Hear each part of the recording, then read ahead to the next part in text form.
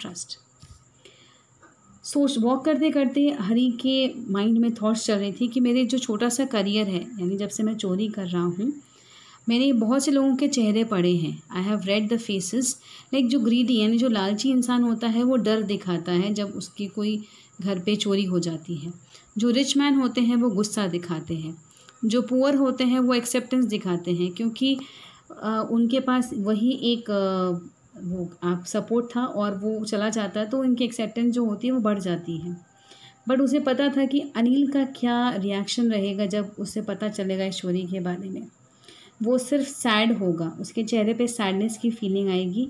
Sadness पैसे loose होने की नहीं होगी, सैडनेस होगी for the loss of trust, यानी जो विश्वास उसने हरी पे किया था वो लूज़ होने का उसके चेहरे पे सैडनेस रहेगा।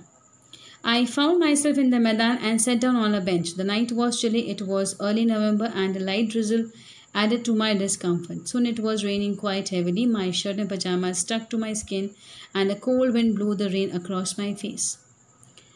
वॉक करते करते वो कब मैदान तक पहुंच गया उसे पता ही नहीं चला। वहाँ पे वो एक बेंच पे जाके बैठ गया। ठंड की रात थी, बिकॉज इट वॉज अर्ली नवंबर का मंथ था। एंड जो स्ट्रीट लाइट थी थोड़ी सी उसके चेहरे पे पड़ रही थी, उससे काफ़ी वो डिस्कम्फर्ट फील कर रहा था। थोड़ी देर में बहुत तेज़ बारिश होने लग गई। उसका जो शर्ट और पजामा है वो एकदम भीग गए थे। And it was a cold night with rain across. उसके चेहरे पे भी बारिश की बूंदें गिर रही थी। I went back to the bazaar and sat down the shelter of the clock tower. वो वापस बाज़ार की तरफ गया अपने आप को रेन से प्रोटेक्ट करने के लिए, और वहाँ जो क्लॉक टावर है उसकी शेल्टर में जाके बैठ गया।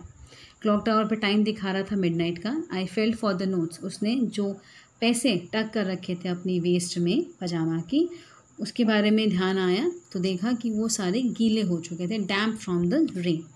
दे were damp from the rain. Anil's money in the morning he would probably have given me 2 or 3 rupees. अब वो सोच रहा था कि अनिल के पैसे हैं ये, हो सकता है कि मॉर्निंग में मुझे 2 या 3 रुपये देता सिनेमा देखने के लिए, बट अब तो मेरे पास ये सारे पैसे हैं लेकिन मैं खाना नहीं बना सकता। तो I couldn't cook his meals, run to the bazaar, यानी उसको खाना बनाना आता नहीं था। वो बाज़ार चला जाता था, वहाँ पे कुछ पैसे सेव कर लेता था डेली शॉपिंग में से। और even he was learning to write whole sentences, यानी उसने पढ़ना लिखना भी सीख लिया था अनिल से। I had forgotten about them in the excitement of the theft, यानी चोरी की जो एक्साइटमेंट थी उसमें मैं इन चीज़ों को तो भूल ही गया कि मुझे पढ़ने को मिल रहा था, मैं बाज़ार जाता था डेली, मुझे कभी अनिल पैसे देता था फॉर सिनेमा। सो ये सारी चीज़ें मेरे दिमाग से निकल गई। होल सेंटेंसेस आई न्यू, यानी अगर मैं थोड़ा सा पढ़ लिख लेता तो आज मैं इससे ज़्यादा पैसे कमा सकता हूँ। I would have more than a few hundred rupees. It was a simple matter to steal, मैंने ये नहीं करना चाहिए था। But to be really big man, a clever and respected man was something else. I should go back to Anil. यानी एक बड़ा आदमी बनना या चालाक बनना या रिस्पेक्टेड मैन बनना ये इतना इजी नहीं है। तो I should go back to Anil. मैंने अपने आप से, यानी हरी ने अपने आप से कहा कि मुझे चला जाना चाहिए अगर मुझे रीडिंग और राइटिंग सीखनी है तो। I hurried back to the room feeling very nervous, for it is much easier to steal something than to return it undetected.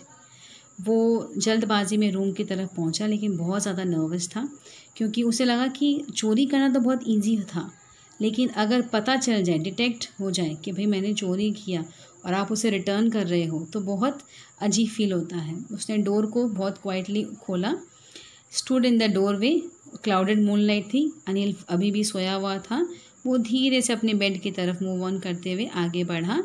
And my hand came up with the notes. उसने वो note अपने जो टक कर रखे थे waste में पजामा से, नाड़े से, उन्हें निकाला और उसे अनिल के जो मैट्रेस जिस पे अनिल सोया था उसे नीचे रखने जा रहा था। There he felt, I felt his breath on my hand, यानी जब वो रखने जा रहा था तो उसकी जो सांसें थी वो उसे फील कर सकता था अनिल की, लेकिन वो साइलेंट रहा, क्योंकि अगर वो साइलेंट नहीं रहता उसके साउंड से हो सकता है अनिल की आँख खुल जाती। Then my hand found the edge of mattress and slipped under it with the notes. यानी किसी तरह उसने मैट्रेस के नीचे नोट्स को रख दिए। I awoke late next morning to find that Anil had already made the tea. Next morning उसको उठने में काफ़ी लेट हो गई। उसने देखा कि अनिल ने ऑलरेडी चाय बना ली है। He stretched out his hand towards me. There was a 50 rupee note between his fingers. My heart sank. I thought I had been discovered. उसने देखा कि अचानक से अनिल ने हाथ बढ़ाया हरी की तरफ और उसे 50 रुपीज़ का एक नोट उसके फिंगर्स में जो था वो दिखा। वो डर गया, उसे लगा शायद मेरी चोरी पकड़ी गई। उस पर जब ये थॉट हरी के दिमाग में चल रही थी, अनिल ने कहा, I made some money yesterday, he explain, now you will be paid regularly. मैंने कल कुछ पैसे अर्न किए हैं, तो अब तुम्हें मैं रेगुलरली पे करता रहूँगा। ये सुनकर हरी के मन में आया, my spirits rose, but when I took the note I saw it was still wet from the night rain. यानी उसने फील कर लिया था कि वो जो नोट हैं अभी भी भीगे हुए थे, गीले थे। Today will start writing sentences, he said. तब अनिल ने कहा कि आज हम सेंटेंसेस लिखना सीखेंगे। He knew but neither his lips nor his eyes showed anything. I smiled at Anil in my most appealing way and the smile came by itself without any effort. Hari जानते थे कि जो सिचुएशन है शायद अनिल को समझ में आ गई थी, जो नोट भीगे हुए थे, बट उसने अपनी लिप से या अपनी आई से ऐसा कोई भी एक्सप्रेशन नहीं दिखाया जिससे हरी को किसी तरह का ऑकवर्डनेस फील होती। उसी तरह हरी की जो अपीलिंग स्माइल थी, उसने अनिल की तरफ स्माइल किया और उसकी रिटर्न अनिल ने भी उसे स्माइल किया बिना किसी एफर्ट के। यानी जो स्माइल दोनों की एक्सचेंज हुई, that was just without effort. कई बार हम ऐसा होता है कि किसी बात पे हम ज़बरदस्ती हंसने की कोशिश करते हैं, बट यहाँ पे हरी ने जो स्माइल दी थी अनिल को, that was effortless. Now this is the story of written by Ruskin Bond. Interesting story है। I hope you have liked it. If you have any queries regarding the explanation of the chapter, let me no.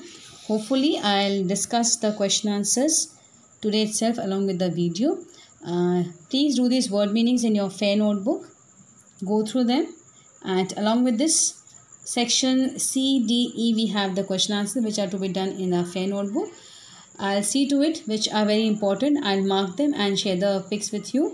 So you complete the work on time. If you have any other doubts regarding the chapter, let me know in the WhatsApp group in our feedback. Thank you, class.